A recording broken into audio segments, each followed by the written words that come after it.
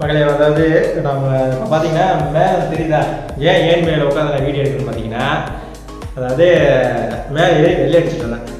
வெள்ளை அடிச்சுட்டு இருக்கும்போது இவன் சொன்னான், பாத்தியா எது கீழே விழுந்து தோன்றுறாது அப்படின்னு சொல்லிட்டு சொன்னான்.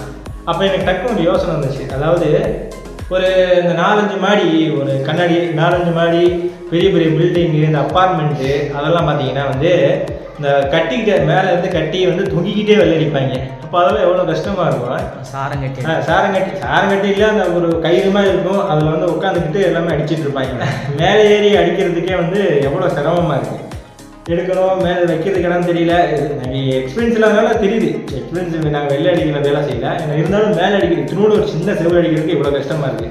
இதுவே வேலையை பார்க்குறாங்கல்ல, அதான் நான் சொன்ன மாதிரி வந்து அந்த அப்பார்ட்மெண்ட்டு எல்லாமே வந்து தொங்கிக்கிட்டு அது பெரிய பெரிய மாதிரி பயமே இல்லாமல் ஒரு வீடியோ பார்த்தேன். அப்படி வந்து ஸ்பைடர்மேன் மாதிரி வந்து சுற்றி அடிக்கிறார் அவர். அப்புறம் அவர் எத்தனை வருஷம் எக்ஸ்பீரியன்ஸாக இருக்கும்.